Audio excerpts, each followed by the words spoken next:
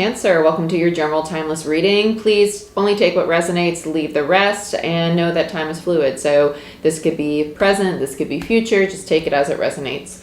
This is for Cancer, Sun, Moon, Rising, Venus, and Jupiter placements. So we're going to be using Angels and Ancestors, a Shaman's Dream, Revelations Tarot, and Spellcasters. I'll pull one Oracle card from each deck. Snake, shed old skin. I like where this is going already. And let's see what we have from a Shaman's Dream. I have the boxes sat over here if you are interested in knowing what they look like.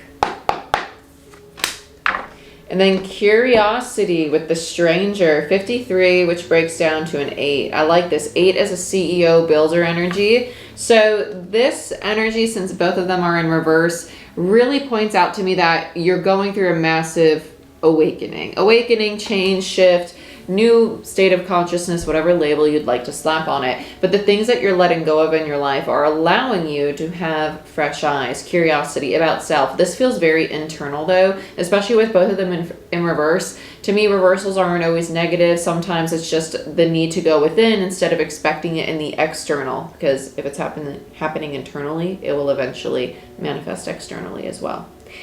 Let's start with Spellcasters. Let's see what's unfolding for you. I really like the Stranger. I love that card in that deck. It's about seeing the world with curious eyes, allowing yourself to become a clean slate and really enjoy life and experience life. You would get the Wheel of Fortune for your first card. This is the Divine. It's a divine assist helping you create change in your life. For some of you, this definitely feels in regards to work and finances. And for others of you, it is very internally, but in turn, you're going to make changes in regards to work and finance. Like, oh, this doesn't resonate with me anymore. I want a new job, right? Yeah, 7 of Pentacles in reverse. It does feel that way. It feels like whatever you've been investing in or whatever seeds you planted in the past, you're now realizing that I don't want to keep investing in myself in this way, or these habits or this routine or this job or relationship even, right? It's like, oh, this isn't going anywhere.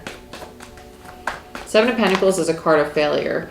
Then you have the Lovers, which is decisions. The Lovers is also Gemini energy, and Empress in reverse. Okay, so it's no longer moving in a way that supports codependency. I like this because the Empress in reverse is my card of codependency. It's a card of learning how to nurture self. It's finding the balance between being the mother, nurturer of other people, but also learning that mothering other people, nurturing other people is good when it's not in excess, right? Don't people please.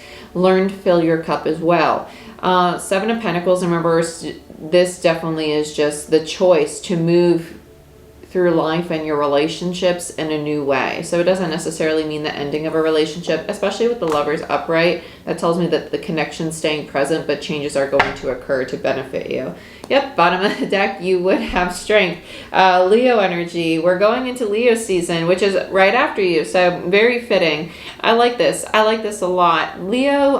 Strength in reverse to me is an energy of learning to tame the ego, how to properly use the ego, how to address your fears and your insecurities, your limiting beliefs, or your attachment addictions to things in a new way. So they're not controlling your life, but you are now in control of when and how to use your ego properly. Okay. Let's clarify. I have a feeling other people are going to show up in this reading. Let's look at the Wheel of Fortune. This is the Divine coming in to assist you. So 9 of Pentacles in reverse. Yeah, it's literally remaking the structures that you are. So if you have limiting beliefs or a scarcity mindset in regards to finances or failure mentality or victim mentality, whatever it is that is your insecurity, the 9 of Pentacles in reverse is the insecurity, right? It's someone who doesn't feel stable or confident in themselves. The universe is setting you up for success in regards to the change that it's making in your life. So if things are shifting around you, it's to help you embody a divine feminine energy. Because to me as a reader, we go 9 of Pentacles, Queen of Pentacles, Empress. So you're going through the lessons that are going to help you embody self-love, basically. Learning to love others and love self in a very healthy way. Let's look at the Seven of Pentacles. Ten of Swords. This is done. Didn't work. Perpetuated a lot of pain, a lot of hurt, old cycles over and over and over. This Ten of Swords, this makes a lot of sense because the Capricorn full moon we just had on, what was that? The 13th.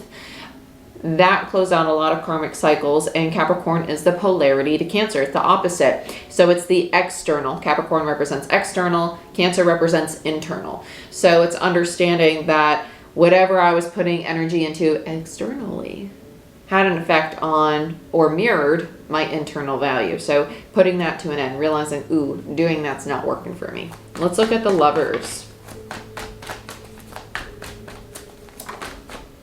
Seven of Swords.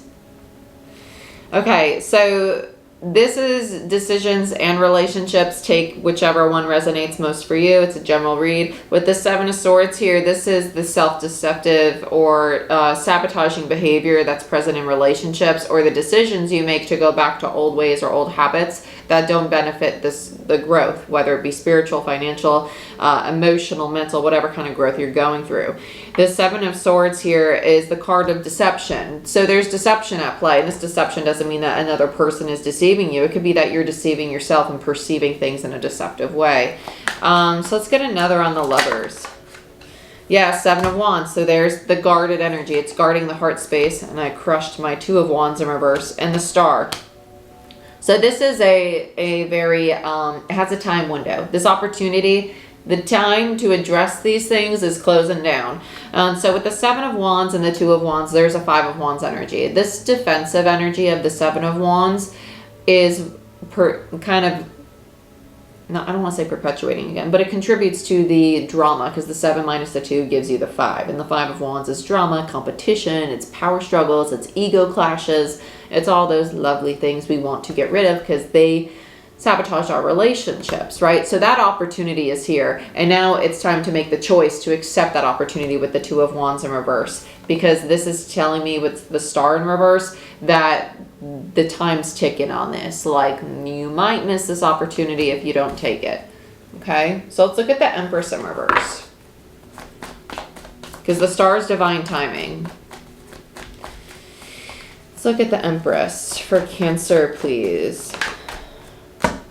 Four Swords. There you go. You're like, I'm not going to miss this. I'm going to take this opportunity to do my healing, right? To step back and understand that I'm being given this time to refocus on myself. So let's say that you've been a workaholic and you're getting burnt out and it's having an effect on your health. Now it's time to balance your work and your play and the things that bring you joy, the things that make you feel healthy, right? Health is highlighted in the collective right now, especially after the Capricorn full moon, and especially as we go into the Leo new moon we have coming up. Yeah, on the 28th. Let's see what else is going on here. So Five of Swords in reverse, yeah. So you're realizing I have a lot of inner conflict. I have a lot of external conflict, and I don't want to deal with it anymore, right? I don't want to have this in my life. And a lot of it is because I'm giving energy to things that are depleting me, and I'm not giving enough care and nurturing to self. The five minus the 4 gives you the Ace of Swords in reverse. You're not working in alignment with your truth. So this realization is allowing this change to happen. It's awesome. I love that. Yes, then you have the Wheel of Fortune. Realization, allowing the change to happen. Again, very nice. And this is a 10, so it's a cyclic energy. It's you closing out a cycle because you're learning to surrender. Four of Pentacles, the 10 of Pentacles, the foundations in your life that you've created or been a part of that are not stable or supporting your spiritual growth or your growth in general. And so now you're learning to go into the energy of self-care, the Ace of Cups, a new way of love, a new way of perceiving love with other people and or giving love to yourself, right? Because how we love ourselves is a reflection of how we treat others and love others. Okay, let's look at strength.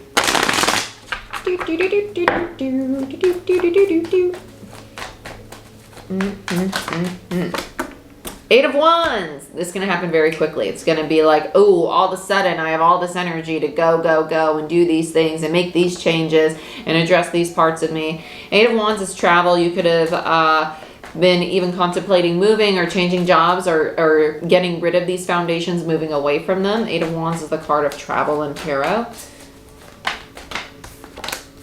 There's that Ace of Cups. The Seven of Cups is the opportunity. And then the Hangman. Very nice. I might as well just take the rest of these. Yeah. Oh, this is great. This is fan-freaking-titty-tastic. With Strength in reverse, you're taming the ego. And because you're taming your ego, with the Seven of Cups and the Ace of Cups, you're seeing the opportunity to improve the relationship you have with yourself, that Ace of Cups, but also soulmate connections. The 7 minus the Ace gives the 6. And that's because you're going through this awakening. You're surrendering to what the divine has presented to you. And that is the opportunity to heal, the opportunity to learn more about self, to be more vulnerable with self, and in turn be like, oh, I can be this way with other people.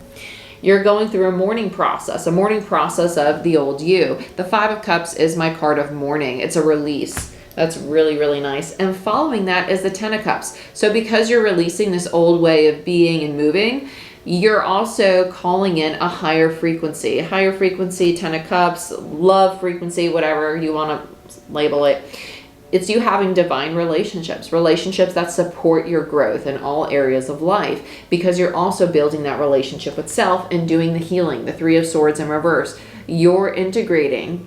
I say integrating. It's not the death of the ego. We integrate the ego. We accept the ego because the ego is a part of you. It's not the death of the ego because you need the ego. The ego is what you need to use with discernment and understand, should I behave in this way to protect myself, or is that my fear, right? It's the challenge of the ego and the higher self, discerning between the intuition and the ego.